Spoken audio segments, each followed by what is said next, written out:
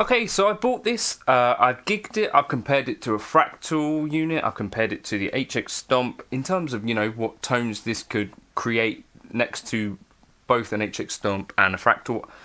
In my opinion, I think it stood up really well, and in some cases I think I maybe even preferred what's in the Enigmatic.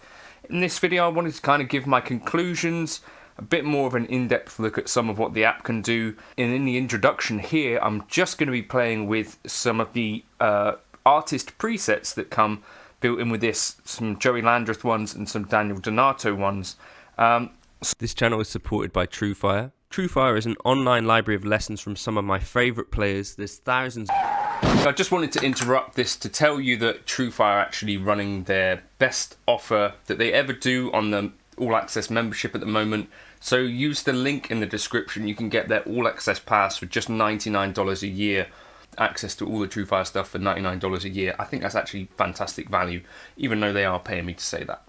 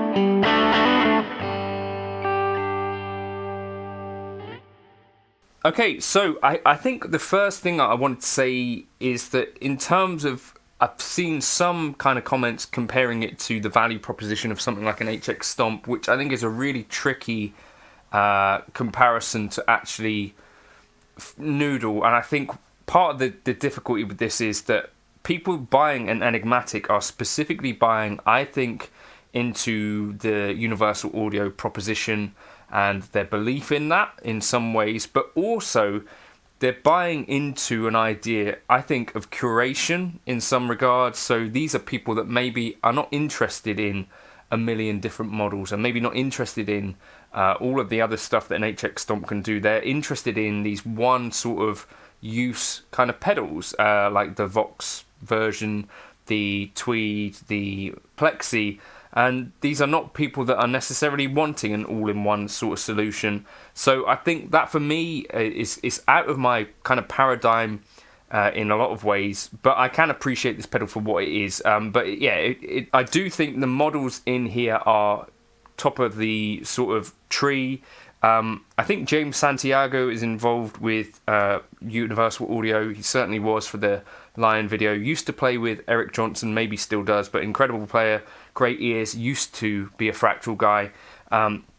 So it's good to see, you know, people that have an ear and an eye and hands for great tone involved with this sort of stuff. So yes, the Dumble models in there I think are really good. There's like 4 variants really, slightly different tweaks on the Dumble thing, as well as sort of on par with some of the most in-depth modelling of a Dumble that we've seen out there. So down to like the Jazz Rock switch, down to the OD trim, these elements that kind of aren't necessarily on some of the other models that we see out there. So that's kind of a impressive and encouraging level of detail. I guess we can't really see exactly what Joey's settings were, but for this kind of Outta Gas preset, which I'm really liking the lead tone for, 100 watt low plate squishy power supply with the FET boost on, preamp boost off, tone stack rock, tone stack type classic. Doesn't seem like the overdrive EQ is in play. Master gain a bit higher. This double D drive from Daniel Donato. I think all of these ones are using the same 2x12 brute edit. Let's have a look at this. Same one, high plate, stiff power supply, normal input, bright cap off, mid off, rock and skyline, OD trim in the middle, master gain brought down a bit. So that's kind of interesting. We can't obviously see what the actual settings are on the, but some great sounding presets on there, particularly from Daniel Donato and Joey Landreth. The artist presets on there I think sound really good, and so that's kind of a great thing as well. I'll dig into the app with you. In terms of connectivity issues with the app, it takes me a few goes sometimes to get my Android phone connected to it. I've heard from David Beebe that he had some issues on his iOS as well. So I don't know if that's shared across the user base in general, but I just wanted to be honest about my general experience. But what I've generally had to do is sort of just restart it and press pair and kind of pray and hope for the best. Amps.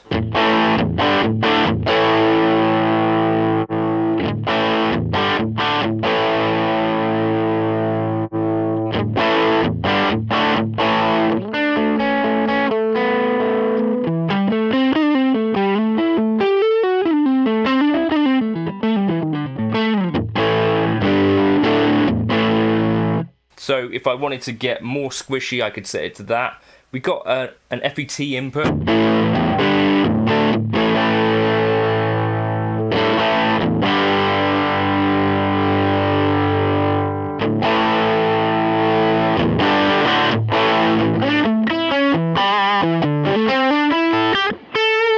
So that's kind of handy. Got here overdrive, bright cap on or off. Can we turn that on there? No, you've got to do that on the actual pedal, but preamp boost on or off.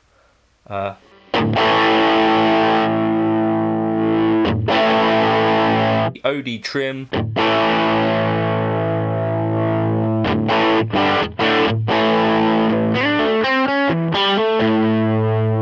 you got that as well. Got classic or sky.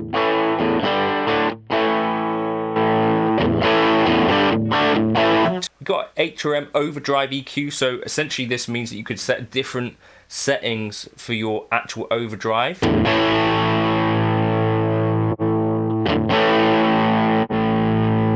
And so then you could have different settings for your clean. And then if I switch off overdrive, which I could do like this, we'd in theory have a different tone stack to our HRM. Let's just try this. So now I'm clean.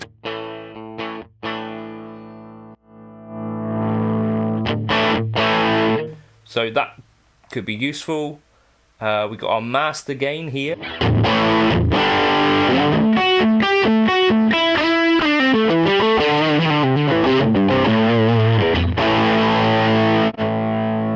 Revert to default is a nice little touch. Another thing that we can do is actually change to different modes that we can have. So this one I think is what I would probably be favouring, which would be going between turn overdrive on or off.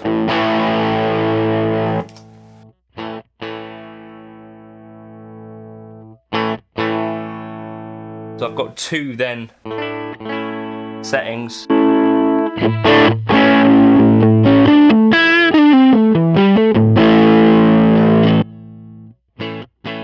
But balancing that volume is going to be potentially a bit of an issue.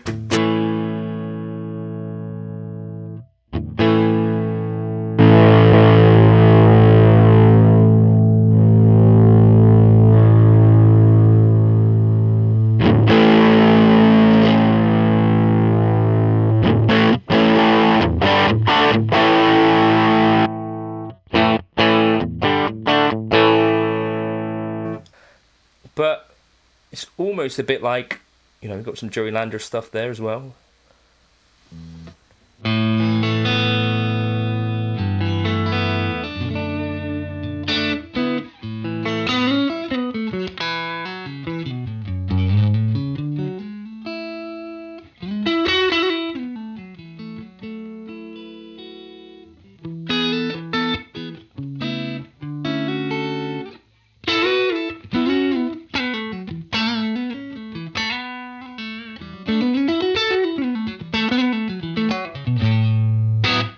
So some great stuff in there.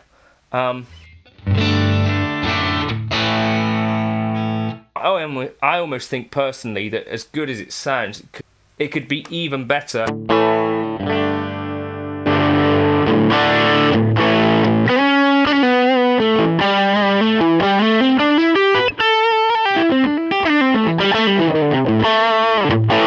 If you could access this same sort of model and stuff, but with, you know, some other format other than just this pedal is kind of what I'm thinking here. By the time I put this video out, there will actually be something else that Universal Audio have done that I think would be more interesting to me than the hardware version of this. So I'm talking, of course, by this point, about the plug-in versions of their three pedals. So there's the Lion, there's the Ruby, and there's the Dream. They've released these in plug-in format. I think the release date up until sort of Christmas is going to be £149 each for those.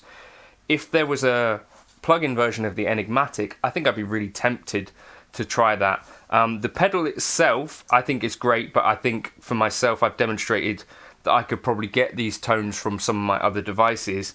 And then we come on to the thing for me, which is I think this model deserves slightly more capable hardware. I think maybe an effects loop might not go amiss with particularly a Dumble style amplifier, which is channel switching. I think that would make sense.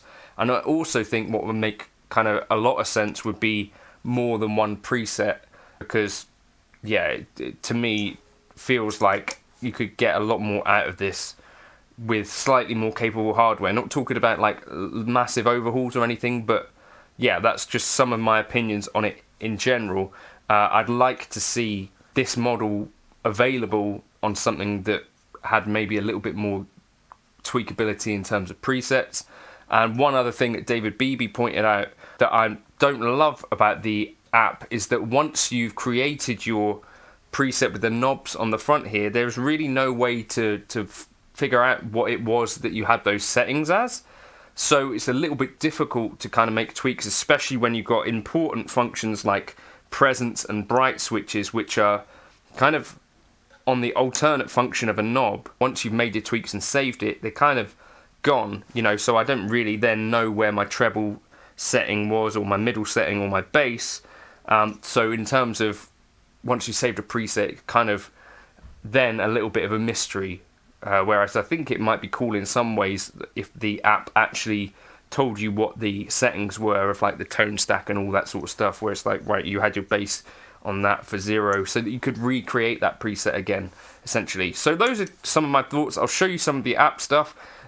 As I say in this video, I was using artist presets, specifically Daniel Donato and Joey Landreth, and I think they sounded pretty decent. Other questions, I guess, for you as a person is, do these sound like the Dumble tones that you might have in your head?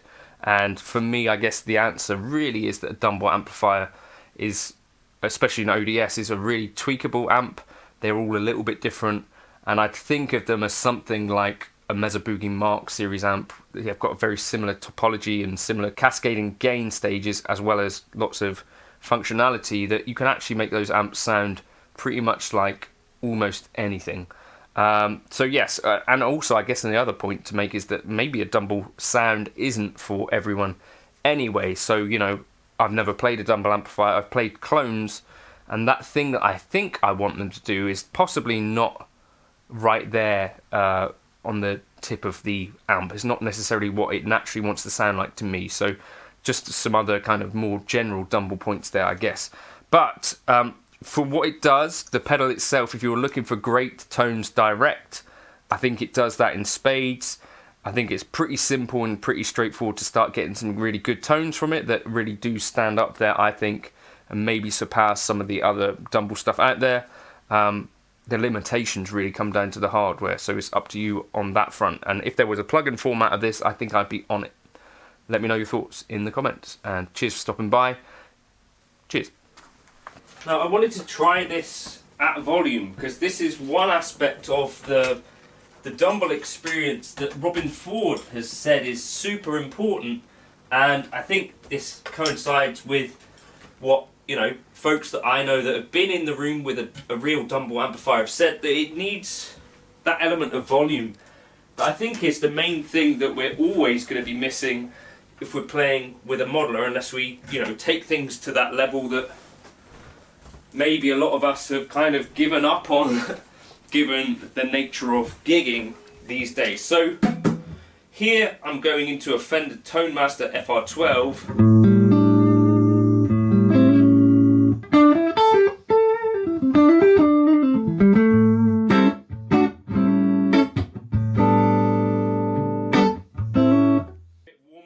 Clicking to the drive.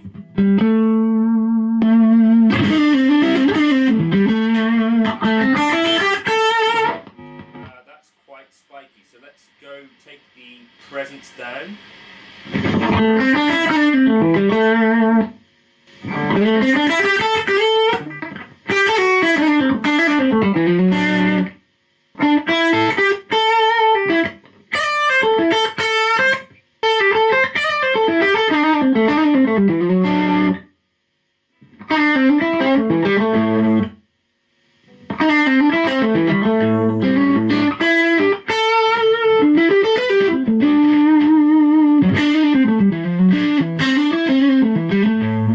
Something I'm glad I've just tried here, sort of taking the edge off of stuff a bit, so, you know, maybe you're not able to get this thing up to the volume of a real Dumble. One of the things that I think is helping here is actually dialing in some room. So let's take the room out.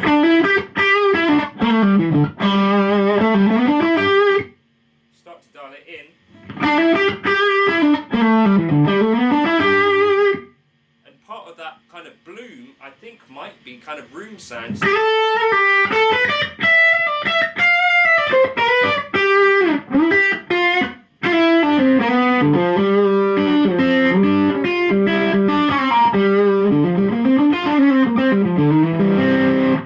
Obviously this is only in mono.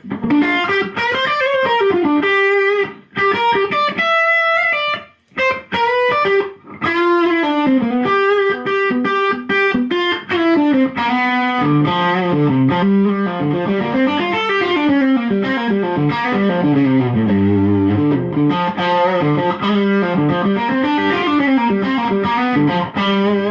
know, where things were sounding quite direct and maybe piercing in the room, now suddenly we got a bit more of a lively.